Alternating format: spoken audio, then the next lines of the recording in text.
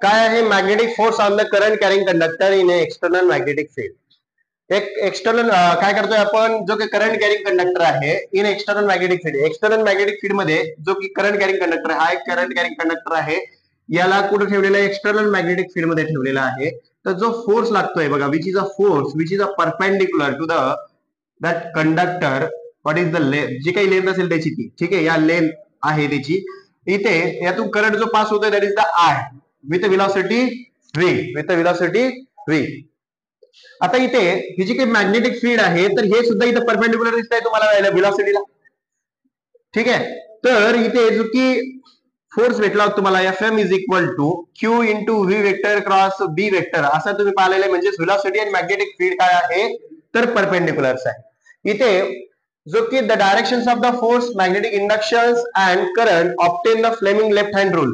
Fleming left hand रूलच्या नुसार आपण त्या ठिकाणी काय करत असतो, जे की मॅग्नेटिक फील्ड, इंडक्शन आणि करंट जे आहे, तर जो फोर्स असतो त्या फोर्सची डायरेक्शन आपण काय काढत असतो, फ्लेमिंगचा लेफ्ट हँड रूल. फ्लेमिंगचा लेफ्ट हँड रूल काय सांगतो आहे, that is the force, this is a magnetic field and this one is a current. ठीक आहे, तर आपण या ठिकाणी जो फ्लेमिंग लेफ्ट हँड रूल जो वापरतो, तर इथे आपल्याला काय भेटते आहे, हा मॅग्नेटिक फील्ड हा इकडे तुमचा करंट अँड हा राहतो तुमचा फोर्स. ठीक आहे, म्हणजे फ्लेमिंग लेफ्ट हँड रूल जो काही indicator which is a mutually perpendicular stretch the fingers like a perpendicular to each others. म्हणजे या ठिकाणी या फिंगर्सने एकूण एकांसोबत केलेला अँगल जो राहतो 90 डिग्री एवढा अँगल करेल. यानुसार तुम्ही तिथे काय करू शकता, direction of force find out करू शकता तुम्ही, जेव्हा काय आहे magnetic field and the current which is a perpendicular, like या पद्धतीने. जर का इकडे मॅग्नेटिक फील्ड जात असेल अँड करंट इकडे जात असेल, तर फोर्स कुठे लागतोय बघा, इकडे मॅग्नेटिक फील्ड या साईडला जातोय, करंट इकडे जातोय, आणि जो फोर्स लागतोय तर वरती लागतोय. ठीक आहे, हे लक्षात ठेवायचं आहे तुम्हाला. कधी लेफ्ट हँड रूल नाही, तुम्ही काय करणार आहे, Fleming left hand rule which obtain the force तुम्ही काढू शकता. बरोबर आहे शुभम? फोर्स काढायचा असेल तर कोणता रूल वापरायचा, फ्लेमिंग लेफ्ट हँड रूल. ठीक आहे, तर इथे थंब इंडिकेट करतो force, magnetic field and that one is current. ठीक आहे, तर जसं आपण या ठिकाणी ठेवला असता, तर आपल्याला काय भेटते, magnetic field that is current and that the force. Okay, तर याला आपण सॉल्व्ह केला असता, इथे भेटते तुम्हाला F is equal to I into L vector cross B vector. याला सॉल्व्ह केला असता F is equal to I into L into B into sine theta. त्या एल नी आणि त्या बी नी म्हणजे मॅग्नेटिक फील्डनी केलेला अँगल किती आहे, 90 डिग्री आहे. तर F बरोबर भेटतोय तुम्हाला I into L into B, किंवा याला आपण असं लिहिलं तरी चालेल, F is equal to bill म्हणलं तरी चालते, बिल. ठीक आहे, लक्षात ठेवायचं असेल, जर का एखाद्या कंडक्टर मधनं करंट कॅरी केला जात असेल, तर तिथे जो फोर्स असेल त्याची व्हॅल्यूज काढण्यासाठी फक्त काय करायचं, यूज करायचं वर्ड बिल. ठीक आहे, काय करायचं आहे, बिल वर्ड यूज करायचं आहे. म्हणजे B for the magnetic field, I for the current and I L for the length of the conductor. ठीक आहे, मग काय आपल्याला लक्षात ठेवायचं आहे, आता इथे पी पासून तर क्यू पर्यंत करंट या डायरेक्शन इथं पास करतो आहे. तर याच्यामधलं जे शॉर्टेज डिस्टन्स असते दोन पॉईंट मधलं, ते आपल्याला एल म्हणून घ्यायचं असतो. That is the twice of R, that is the diameter of that the circle. त्यानंतर हा जो पी पॉईंट आहे हा क्यू पॉईंट आहे, तर या एवढा ट्रेस करून या ठिकाणी जातो आहे. तर यातलं शॉर्टेज डिस्टन्स जे असणार आहे, पायथागोरस थेरम तुम्ही त्या ठिकाणी व्हॅल्यूज काढू शकता, दॅट इज द आर. ठीक आहे, तिथे जी एल वेक्टर आहे, तर तो भेटेल तुम्हाला square root of twice of R मिळेल by the Pythagoras theorem. Pythagoras theorem तुम्हाला माहित आहे, hypotenuse square is equal to adjacent side square plus opposite side square. Okay, तर मग बरोबर तुम्हाला L is equal to square root of twice R भेटेल.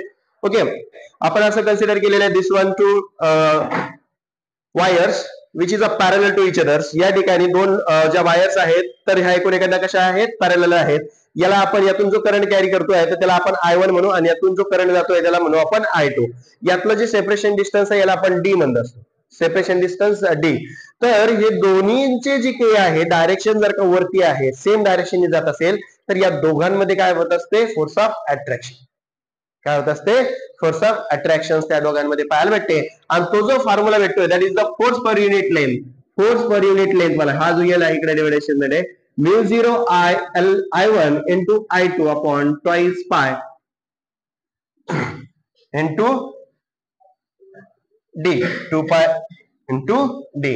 Force per unit length तुम्हाला जर प्रश्न विचारला असेल तर या दोन कंडक्टर्स जे काही वायर्स आहेत यातून जो करंट गेलेला असेल वरच्या डायरेक्शननी ते करंट जातोय दॅट इज द I1, आणि या दुसऱ्या करंट कॅरिंग कंडक्टर मधनं जो करंट जातोय तर तो कुठे जातोय अपवर्ड डायरेक्शन. या दोघांमध्ये जो फोर्स लागतोय that is the force of attraction पाहायला मिळेल तुम्हाला. दॅट इज F1 आणि F2 which is attract to each others. हे दोघांमध्ये इथून तर इथपर्यंतचं जे अंतर आहे याला आपण सेपरेशन डिस्टन्स आपण म्हणूया D. Current flowing in the same direction, तर त्या ठिकाणी फोर्स ऑफ काय होत असते अट्रॅक्शन पाहायला भेटते. त्याच पद्धतीने जेव्हा इकडे जसं की आता ह्या दोन्ही सेम करंट डायरेक्शन जे पॉइंटर इंडिकेट करता येतं कारण कुठे जातोय वरती. आता इथे काय करतोय इंडिकेशन दॅट इज द खाली, हा वरती जातोय आणि हा खाली जात असेल या ठिकाणी काय होतंय फोर्स ऑफ रिपल्शन पाहायला भेटते. सेपरेशन डिस्टन्स यामधलं तेवढंच आहे.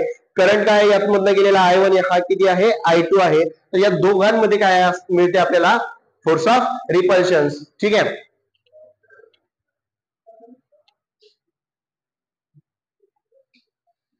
जसं की या ठिकाणी फ्लेमिंगचा रूल पाहून घ्या बघा इथे. जसं की आता इथे क्रॉस इंडिकेट करते magnetic field into the plane of the papers and this one is indicate करते आहे करंट वरच्या डायरेक्शन जातोय आणि हा जो थंब इंडिकेट करतोय which is a outward in direction. त्याच पद्धतीने इकडे पाहायला भेटते मॅग्नेटिक फील्ड इनवर्ड आहे, करंट कुणीकडे जातोय तर खाली जातोय आणि फोर्स कुणीकडे लागतोय इकडे. म्हणजे दोघांमध्ये काय होतंय फोर्स ऑफ रिपल्शन हा इकडे लागतो आहे हा इकडे येतोय. इथे बघा इकडे मॅग्नेटिक फील्ड बघा हा डॉट आहे, मॅग्नेटिक फील्ड कुठे आहे बाहेर आहे. त्यानंतर करंट कुठे जातोय वरती जातो आहे. तर इथे तुम्हाला फोर्स ऑफ काय होतंय इकडे इनवर्ड डायरेक्शन दिसते.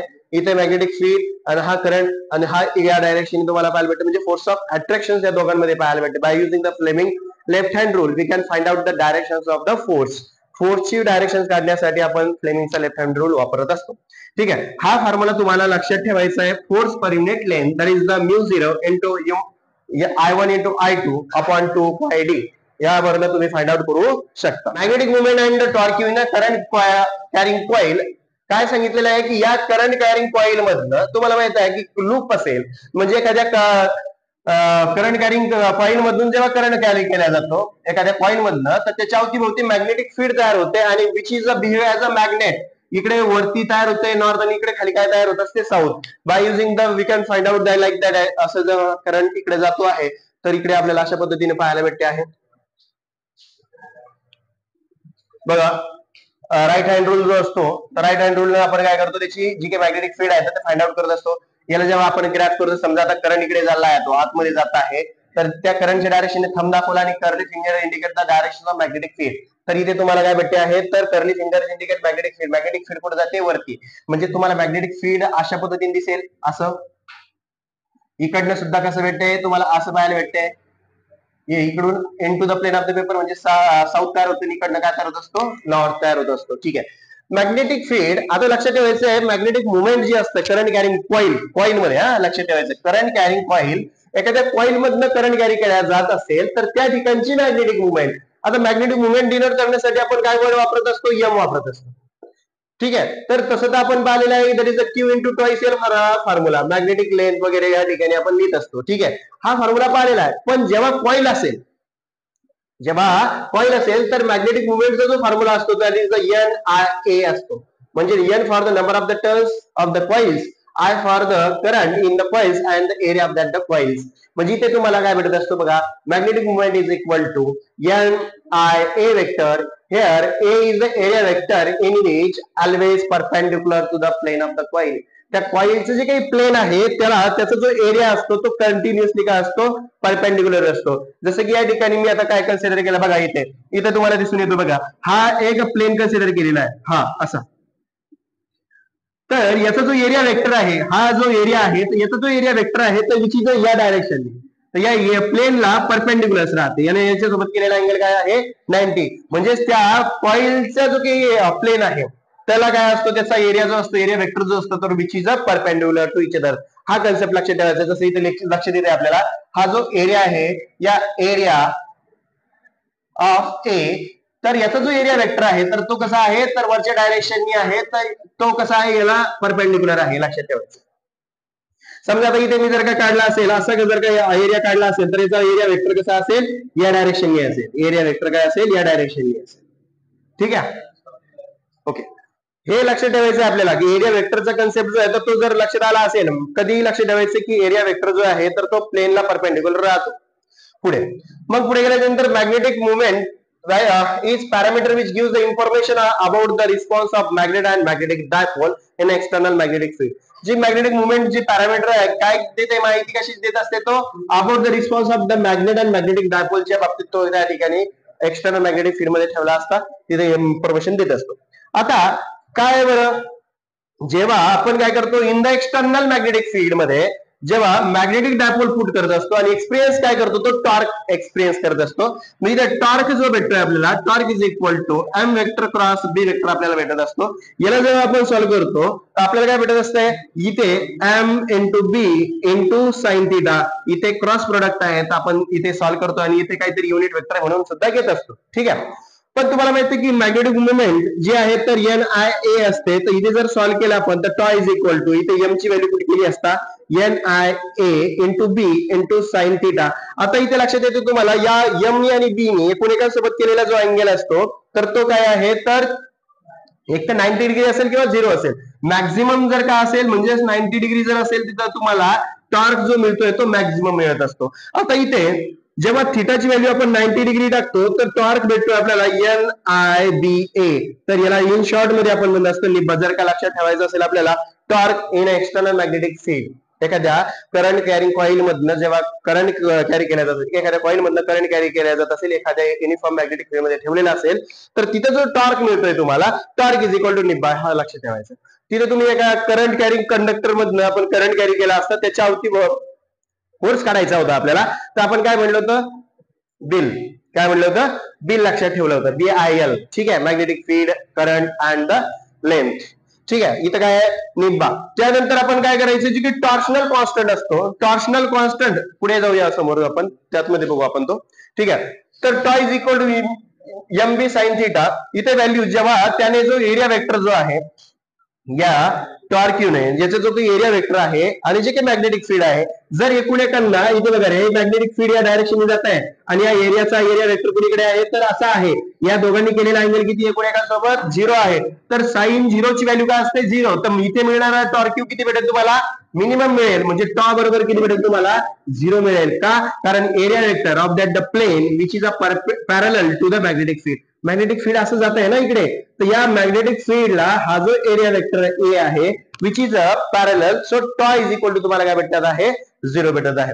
त्याच पद्धतीने इथे जो की एरिया आहे या प्लेनचा, तो एरिया वेक्टर या साईडला आहे आणि याच्या सोबत केलेला जे काही मॅग्नेटिक फील्ड आहे त्या मॅग्नेटिक फील्डनं काय केलेला आहे, एक अँगल जो आहे तो 90 डिग्री अँगल केलेला आहे.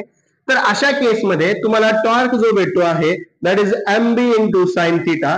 थिटाची व्हॅल्यू 90 टाकला असता तुम्हाला भेटतोय tau is equal to M B. म्हणजे तुम्हाला टॉर्क मॅक्झिमम पाहायला भेटत आहे तुम्हाला. ठीक आहे, काय भेटत आहे तुम्हाला, टॉर्क मॅक्झिमम पाहायला भेटत आहे.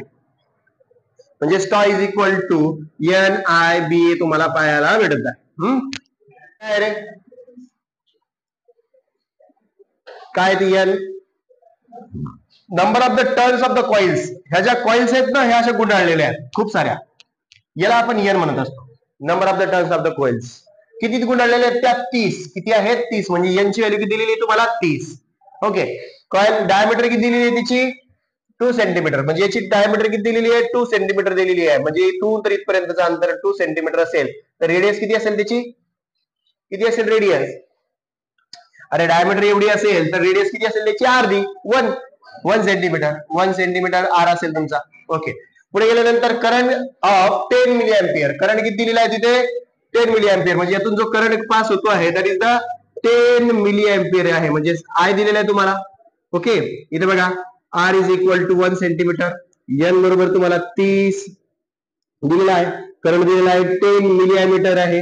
याचं कन्व्हर्शन केलं तर काय भेटते तुम्हाला, 10 into 10⁻³ अँपियर. ओके, पुढे गेल्यानंतर तो काय म्हणतोय, प्लेस कशात, युनिफॉर्म मॅग्नेटिक फील्ड मध्ये, ज्याचं मॅग्नेटिक फील्ड किती आहे 0.05 टेस्ला आहे. इथे भेटते तुम्हाला बी इज इक्वल टू 0.05 टेस्ला दिलेला आहे.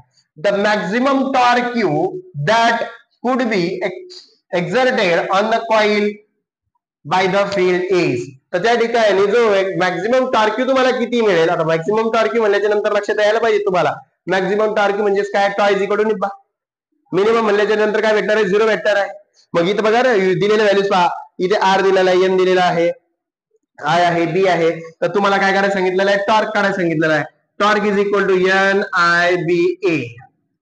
आता साइन 90 साइन थिटा बी घ्या. मग तुम्हाला असं वाटेल की साइन थिटा घ्या सर, नाही, कारण त्याने ऑलरेडी सांगितलेलं काय आहे की टॉर्क जो आहे कसा आहे, तर मॅक्झिमम टॉर्क. आता मॅक्झिमम टॉर्क केव्हा असतो, ज्यावेळेस साइन 90 असतो त्यावेळेस. ठीक आहे. आता इथे तुम्हाला tau is equal to N किती दिलेला आहे 30, आय किती दिलेला आहे 10 इंटू 10⁻³ इंटू बी किती दिलेला आहे 0.05. आता एरिया, आता या कॉइल मधून, या कॉइलचा एरिया काय असतो रे, डायमीटर बनल्यानंतर सर्कल आहे, सर्कलचा एरिया काय असतो पाय आर स्क्वेअर. मग इथे तुम्हाला काय भेटेल pi into R square. R म्हणजे किती रे 1 सेंटीमीटर, म्हणजे 0.2 चा स्क्वेअर म्हणजे 10⁻² चा स्क्वेअर. सॉल्व करा. इथे टॉ इज इक्वल टू पा, इथे यातला एक 0 कटला, यातला एक केला, -2 राहिला, बरोबर आहे. हा अजून यातला एक कटला, यातला एक कटला, -1, बरोबर आहे. 3 गुणिला 0.5 ला काय लिहिलं मी, 5 गुणिला 10⁻² इंटू 10⁻⁰ आलेली 1 इंटू पाय इंटू 10⁻² इंटू 2 तर -4. इथे भेटते टॉ इज इक्वल टू 5 त्रिक 15 पाय इंटू 10⁻² -1 -3 -4 किती होईल रे, -3 आणि -4 -7. टॉ इज इक्वल टू 15 गुणिला 3.14 इंटू 10⁻⁻7. बोला 47 इंटू 10⁻⁻7. हा पॉईंट मला डाव्या साईडला एक संख्या सोडून द्यायचा आहे. टॉ बरोबर किती तर 4.71 इंटू 10⁻⁻+1 इंटू 10⁻⁻7. काय भेटेल तुम्हाला, tau is equal to 4.71 into 10⁻1 आणि -7 तर -6. Torque is unit newton into metre. Option B काय असणार आहे, ऑप्शन डी असणार आहे circular. For a given length of wire what should be the shape of the current carrying loop for the torque यू on it to be maximum. कुठे torque यू maximum असतो की ज्यावेळेस त्याला युनिफॉर्म मॅग्नेटिक फील्ड मध्ये ठेवला असतो. जेव्हा जी काही लेंथ आहे वायरची, what should be the shape, एक वायर दिलेला आहे, त्याची कोणत्या प्रकारचा शेप असेल की जेणेकरून त्यातून लूप तयार केला असता, तिथे टॉर्क कसा भेटेल तुम्हाला, मॅक्झिमम मिळेल. कुठे भेटतो टॉर्क मॅक्झिमम तुम्हाला, तर एका तिथे तो जो एरिया असतो ना, torque is equal to NIBA. तर इथे torque which is a directly proportional to the area. तर तो जो सर्कल आहे, सर्कल काय करत असतो, तर मॅक्झिमम एरिया कव्हर करत असतो, मॅक्झिमम एरिया इन्क्लोज करतो. म्हणून त्या ठिकाणी काय भेटते तुम्हाला, सर्क्युलर शेप तिथे पाहायला भेटतो. ठीक आहे. Irregular line right angle, light आहे मॅग्नेटिक फील्ड, याने याच्यासोबत केलेला आहे, वायरने केलेला मॅग्नेटिक फील्ड कसा आहे, राईट अँगल आहे बघा, असा असा. द फोर्स, आता म्हणजे राईट अँगल म्हणजे काय, 90 अँगल केला मॅग्नेटिक फील्ड ने, या वायर सोबत केलेला अँगल किती आहे 90. हा, आणि त्यावर लागलेला फोर्स किती आहे, 1 kg वेट आहे. 1 kg weight is acting on it in a magnetic field. किती दिलेला आहे, बी दिलेला आहे तुम्हाला, आणि इथं फोर्स सुद्धा दिलेला आहे तुम्हाला, किती 1 kg वॅट. ठीक आहे. Acting on a magnetic field then the current will be, म्हणजे तुम्हाला आय विचारलेला आहे. असा कोणता फॉर्म्युला आहे की त्यातून करंट, एखाद्या वायर मधून करंट कॅरी केला जातो आहे, एखाद्या वायर मधून करंट कॅरी केला आहे, तर तिथे मॅग्नेटिक फील्ड परपेंडिक्युलर आहे आणि फोर्स एक्झर्ट होतोय 1 kg वॅट, आणि मॅग्नेटिक फील्ड कोणता आहे, किती आहे तिथं, तर 0.98 टेस्ला असेल, तर त्यातून त्या वायर मधून करंट कॅरी केला जातोय तर किती, असा प्रश्न विचारलेला आहे. जेव्हा एखाद्या करंट वायर मधून करंट कॅरी केला जात असेल, असा जेव्हा एखाद्या वायर मधून करंट कॅरी केला जात असेल आणि त्याचं मॅग्नेटिक फील्ड कसं आहे रे, याला वायरला परपेंडिक्युलर आहे. कसा आहे, परपेंडिक्युलर आहे. तर जो फोर्स एक्झर्ट करतोय त्यावर, तर तो फोर्स समजा काय जो असेल, तो फोर्स किती आहे, 1 kg वॅट, 1 kg वॅट एवढा दिलेला आहे, आणि मॅग्नेटिक फील्ड दिलेला आहे 0.98 टेस्ला. तर तो म्हणतो यातून त्या वायर मधून करंट किती पास होईल, करंट किती पास होईल, हा तुम्हाला प्रश्न विचारलाय. पण प्रश्न विचारत असताना बाकी सगळ्या नंबर्स मध्ये व्हॅल्यूज दिलेल्या आहे, पण लांबी तुम्हाला 1 मीटर मध्ये दिलेली आहे. म्हणजे एल तुम्हाला दिलेला आहे 1 मीटर. ऑप्शन बी. इथे एफ इज इक्वल टू भेटतो तुम्हाला BIL. इथे याचा फॉर्म्युला जो आहे फोर्सचं जे आहे तर केजी वॅट मध्ये त्याचं कन्व्हर्शन करतो आपण 9.8 into 1 is equal to be दिलेला आहे 0.98. किती आहे 0.98 टेस्ला इंटू करंट तुम्हाला काढायचं आहे आणि लेंथ दिलेली 1 मीटर. इकडे ह्या सगळ्या टर्म्स इकडे डिव्हायडेशन मध्ये जाईल. I इज इक्वल टू भेटते 9.8 अपॉन 0.98 इंटू 1 म्हणजेच काय तीच value. So I is equal to एक संख्या सोडून पॉईंट शिफ्ट केला मी राईट साईडला, एक संख्या सोडून पॉईंट शिफ्ट केला राईट साईडला 9.8 अपॉन 9.8 ना इंटू 10⁻⁻. राईट साईडला शिफ्ट करतो आपण 10 ची पॉवर किती वाढवतो प्लस ने की मायनस ने, मायनस 10⁻⁻1. ओके हा -1 वरती गेला प्लस झाला म्हणजे हा 9 किती 1 जा 1 जा. सो 9 इथे 1 into 10⁻1. So I is equal to 10 ampere. म्हणजे ऑप्शन बी. मॅग्नेटिक फील्डचे युनिट काय आहे टेस्ला किंवा दुसरा असते वेबर पर मीटरचा स्क्वेअर. हे दोन युनिट असतात. जर असे दोन्ही युनिट दिसले तर समजा मॅग्नेटिक फील्ड काढायला सांगितलेलं आहे तुम्हाला. ठीक आहे. Magnetic field required to the accelerate. Accelerate करण्यासाठी कोणाला तर प्रोटॉन्सला. प्रोटॉनची व्हॅल्यू माहिती आहे तुम्हाला 1.6 into 10⁻⁻19 coulomb. In the cyclotron that operates the accelerator frequency. तर त्याची फ्रिक्वेन्सी किती आहे तर 12 मेगाहर्ट्झ एवढी आहेत अप्रॉक्सिमेटली मेगा. ओके तर तुम्हाला तिथे बी विचारायला आहे.